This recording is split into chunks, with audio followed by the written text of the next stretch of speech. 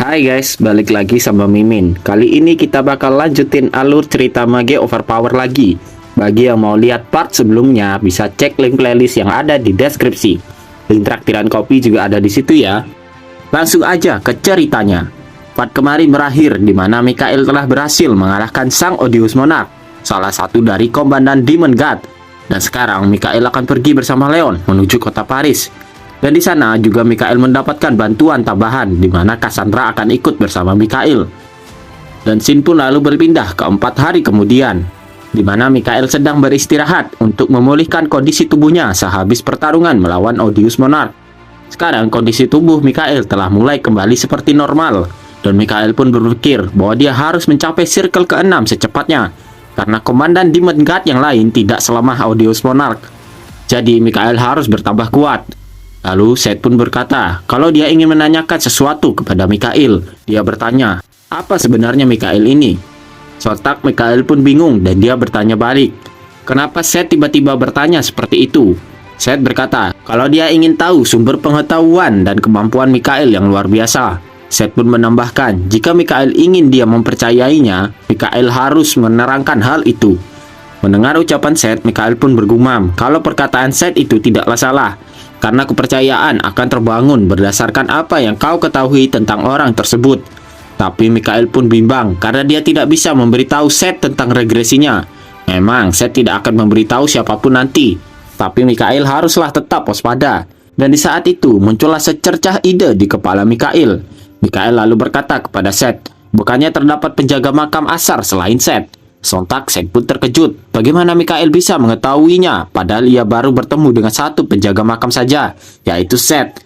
Mikael pun menjelaskan bahwa ada satu celah untuk itu, dan Mikael pun berkata, Record of the Thought. Sontak Seth pun tambah terkejut, dia pun lalu bertanya, apakah maksudnya Mikael itu adalah catatan kuno? Saya tidak percaya bahwa catatan itu masih ada hingga hari ini. Dan Mikael pun membenarkannya, sebenarnya Mikael nggak sepenuhnya bohong. Dulu sebelum regresinya, Mikael pernah menyerap Record of the Thought saat menyelesaikan makam. Thought ini nama makam kayaknya. Ya gitulah. Dalam kasus Thought ada sebuah kejanggalan di mana sebuah catatan ditemukan di sana. Dan itulah Record of the Thought. Mikael pun bertanya, seharusnya Seth mengetahui itu sebagai salah satu penjaga makam. Dan Seth pun membenarkannya. Dan cerita Mikael masuk akal.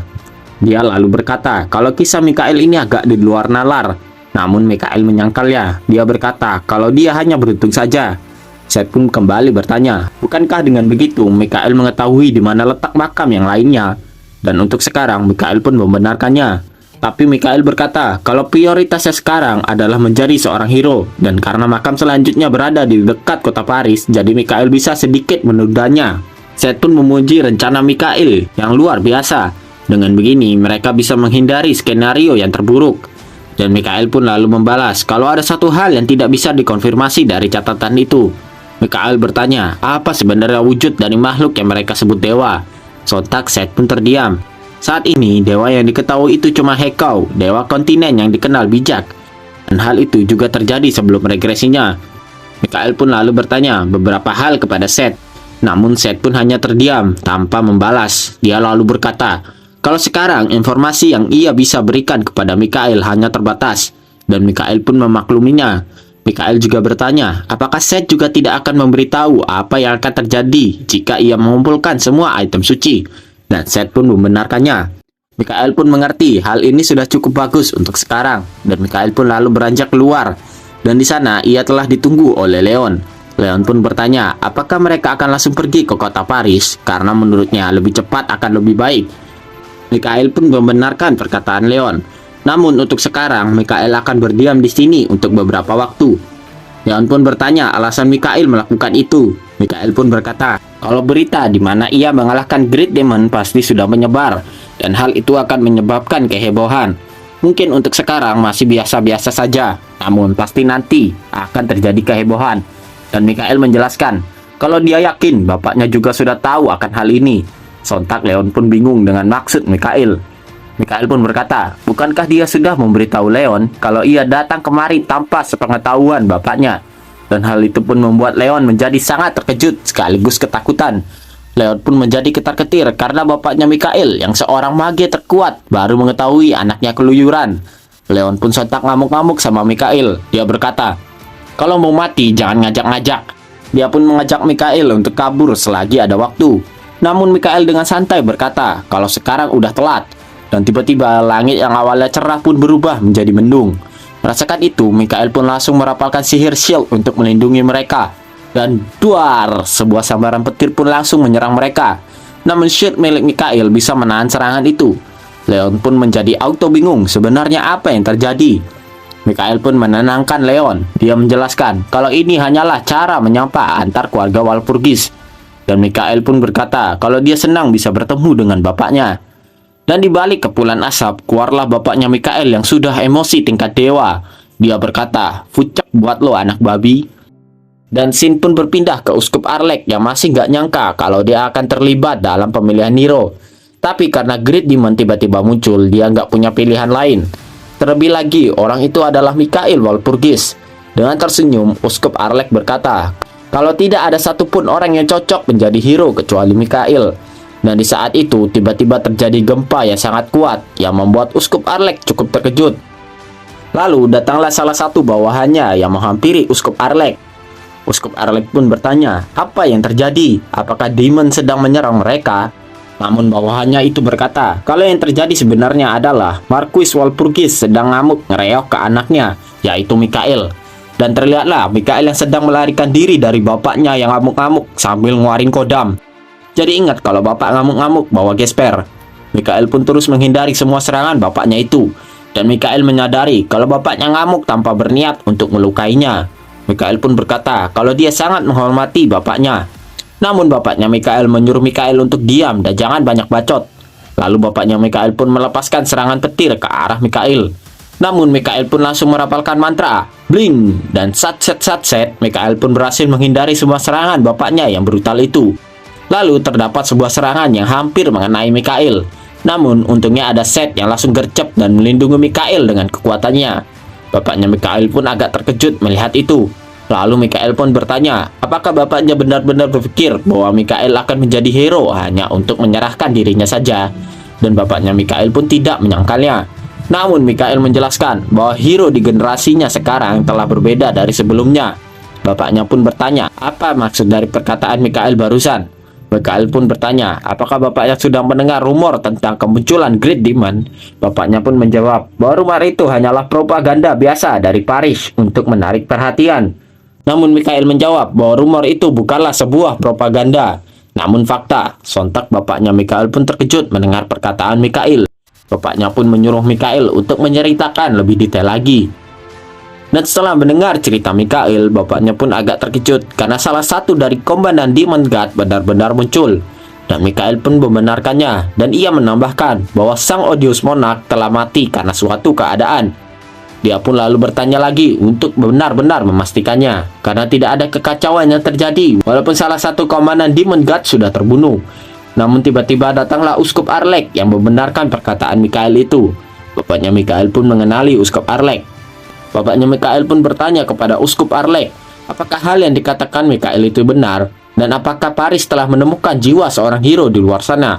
Dan dengan senyuman yang lebar, Uskup Arlek pun berkata bahwa hero yang mereka sedang bicarakan telah berdiri di sampingnya, sambil ia menunjuk ke arah Mikhail. Namun bapaknya Mikhail pun hanya bengong-bengong melihat itu. Dia pun berkata bahwa yang ia lihat hanyalah anaknya yang goblok. Bapaknya Mikhail pun lalu berkata, sepertinya Mikhail menunjukkan sesuatu yang menarik saat tadi, merujuk pada Set. Mikhail pun membalas bahwa ia yakin kalau bapaknya pasti mengetahuinya. Bapaknya pun langsung mengaktifkan sihir teleportasi. Dia akan melakukan sesuatu dulu. Dan celing, bapaknya pun langsung menghilang dari sana.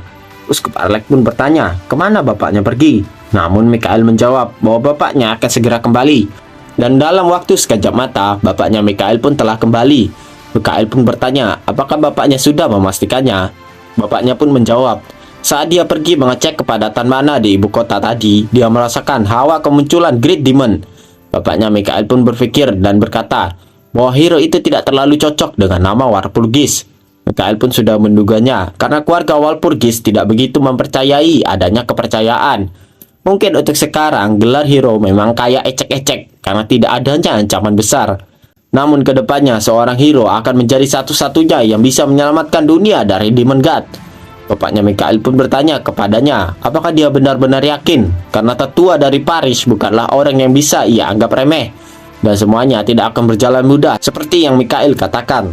Namun Mikhail pun tidak menjawab pertanyaan bapaknya itu. Dan dia pun lalu merapalkan sebuah mantra, Strom. Dan sontak hal itu pun membuat Uskup Arlek dan bapaknya pun menjadi sangat terkejut. Uskup Arlek pun mengetahui apa itu. Dan terlihatlah Mikhail yang tengah menggunakan kekuatan suci di depan Uskup Arlek dan bapaknya. Dan dengan sangat percaya diri Mikhail berkata, tidak peduli seberapa licik tetua itu, usaha mereka hanya akan menjadi sia-sia karena dewa telah mendukungnya, ucap Mikhail. Dengan begini, pihak yang akan kalang kabut adalah Paris, bukan dia. Dan dia tidak akan menyerahkan haknya untuk memilih rekannya sendiri. Bapaknya Mikhail pun bertanya, apakah Mikhail sudah menemukan rekan? Dan Mikhail pun lalu menjawab, ia sudah menemukannya satu, sambil ia menuju ke arah Leon. Namun bapaknya Mikhail pun membalas bahwa dari matanya Leon, dia yakin kalau Leon bukanlah rekannya. Dan terlihatlah Leon yang menjadi bingung kenapa dia dibawa-bawa. Namun Mikhail pun bilang kepada bapaknya kalau Leon adalah rekannya. Dia menjanjikan sesuatu yang menarik kepada Leon sebagai gantinya. Leon pun langsung connect mendengar sesuatu yang menarik. Dia pun lalu menghampiri mereka dan menjelaskan bahwa ia adalah rekannya Mikhail. Leon berkata bahwa Mikhail adalah seseorang yang menepati janjinya, makanya dia mau. Dan terlebih lagi, Mikhail bukanlah orang bodoh yang langsung terjun ke suatu keadaan yang mustahil. Dan seharusnya bapaknya Mikhail jauh lebih tahu daripada dirinya, ucap Leon. Mendengar perkataan itu, bapaknya Mikhail pun mengingat di mana Mikhail selalu berkata kalau bapaknya akan selalu mempercayainya. Setelah itu, bapaknya Mikhail pun bertanya satu hal lagi kepada Uskup Arlek. Dia bertanya apakah Uskup Arlek akan selalu berada di pihak Mikhail dan dia tidak akan mendukung Paris. Dan dengan tegas, Uskup Arlek pun menjawab bahwa ia akan berada di pihak Mikhail, bahkan ia berani bersumpah atas nama dewa. Mendengar kalau Uskup Arlek sampai bersumpah atas nama dewa, membuat bapaknya Mikhail pun tidak meragukannya lagi. Bapaknya Mikhail pun lalu berkata bahwa Mikhail boleh melakukan sesukanya, ia tidak akan menghalanginya. Sambil bapaknya Mikhail pergi meninggalkan mereka. Sambil tersenyum, Mikhail bergumam kalau ia akan melakukannya. Dan setelah beberapa saat, Leon pun langsung menobrak masuk ke kamar Mikhail. Dia menagih janji kepada Mikhail saat ada bapaknya tadi. Leon yakin kalau Mikhail pasti akan menepati janjinya. Ya, walaupun mukanya Mikhail kayak gitu, Mikhail pun lalu menyuruh Leon untuk berbaring di atas kasur. Mau tidak mau, Leon pun menuruti perkataan Mikhail itu. Dia lalu bertanya, kenapa tiba-tiba dia harus berbaring? Mikhail pun menjawab, ya karena dia harus membuat Leon tertidur. Dan Mikhail pun langsung menuliskan beberapa tulisan aksara sihir di sekitar Leon. Kayak rune gitulah. Mikhail pun berkata, sekarang Leon harus mencarinya sendiri. Dia menjamin kalau Leon tidak akan kecewa. Dan Mikhail pun lalu mengaktifkan susunan magic itu. Dan karena itulah Leon pun mulai merasakan ngantuk dan ia pun menutup matanya. Namun saat ia membuka mata, Leon sudah berada di sebuah tempat yang tak ia kenali. Leon berkata, sekarang ada di mana dia?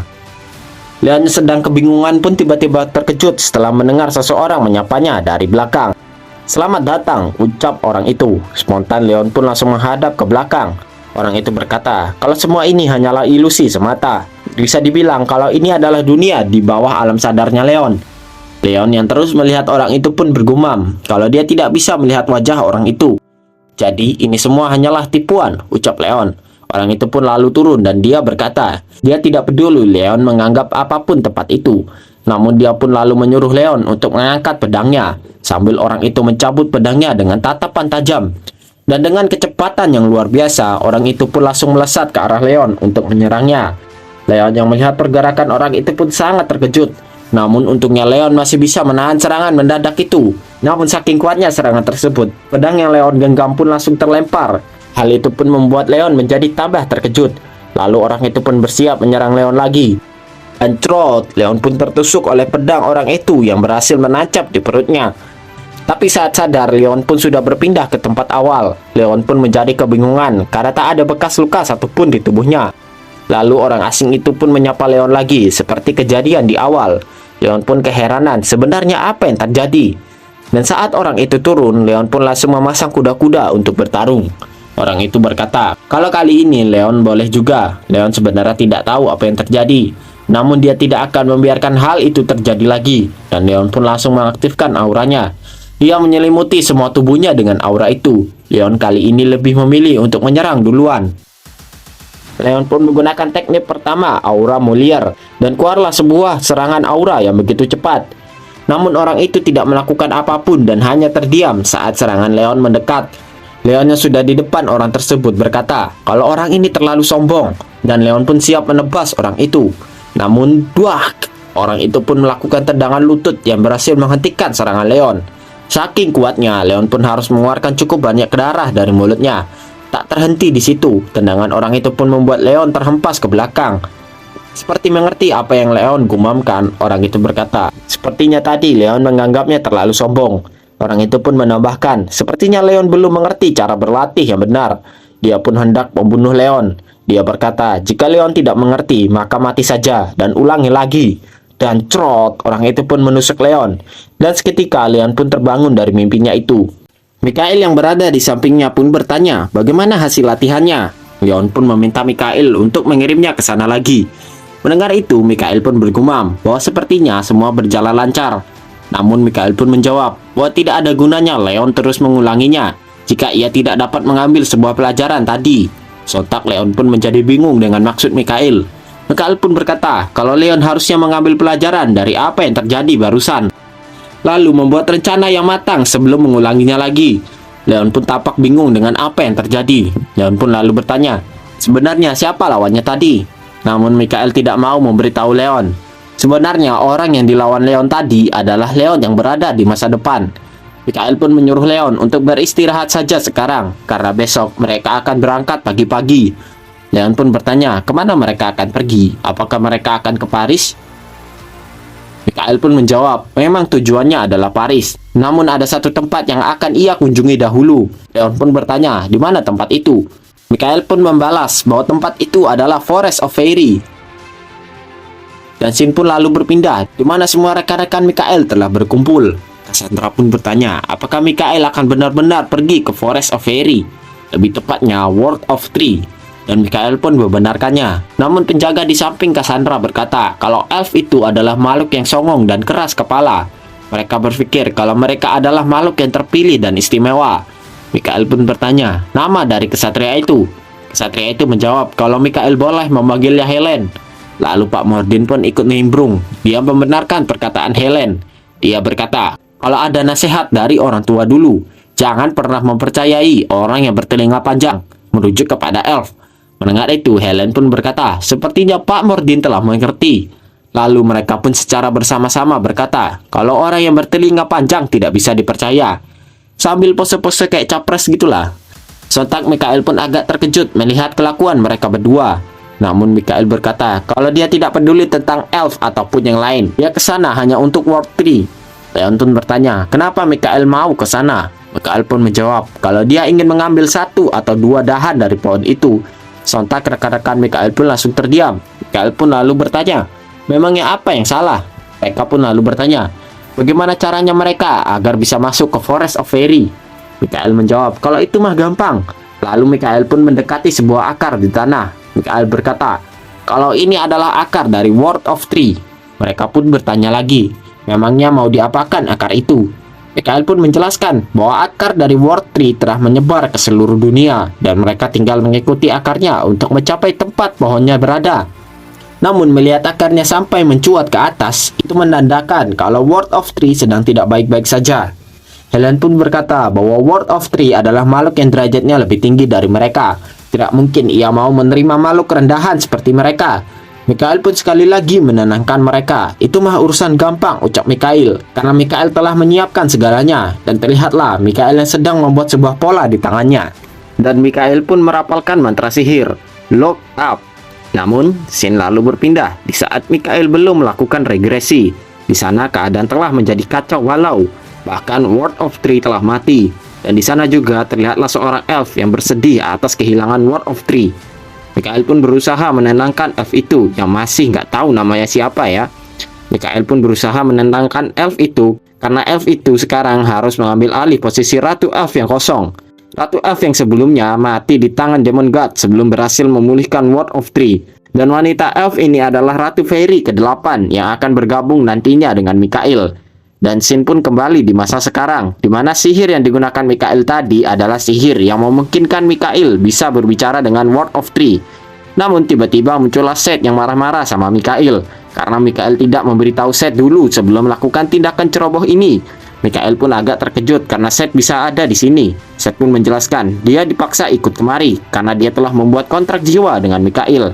Jadi kemanapun Mikhail pergi, Seth akan terus bersamanya. Seth pun bertanya, mau ngapain Mikhail di sini? Karena di sini Mikhail tidak bisa menggunakan kekuatan eulogi jika dalam bahaya. Mikhail pun menjelaskan bahwa dia kemari untuk bertemu World of Tree. Dan akhirnya mereka pun lalu melanjutkan perjalanan sampai mereka bertemu dengan World of Tree. Lalu pohon itu pun mengeluarkan sebuah cahaya yang cukup terang. Dan muncullah MILF dari World of Tree. MILF itu adalah wujud yang sebenarnya dari World of Tree. Dia bernama Yggdrasil. Dia menyambut kedatangan Mikhail dengan senang. Dan dia juga mengenali Seth. Ternyata Seth adalah kakak dari Yggdrasil. Yggdrasil pun agak terkejut saat dia tahu kalau Mikhail bisa menguasai eulogi. Terlebih lagi, Mikhail juga diakui oleh item suci. Dan bahkan Mikhail bisa mengawetkan bentuk Seth saat ini. Seth pun juga menjelaskan bahwa Mikhail juga mengetahui Record of the Thought. Lantas Yggdrasil pun jadi tambah terkejut. Dia pun lalu bertanya, seharusnya Mikhail sudah mengetahui situasinya sekarang.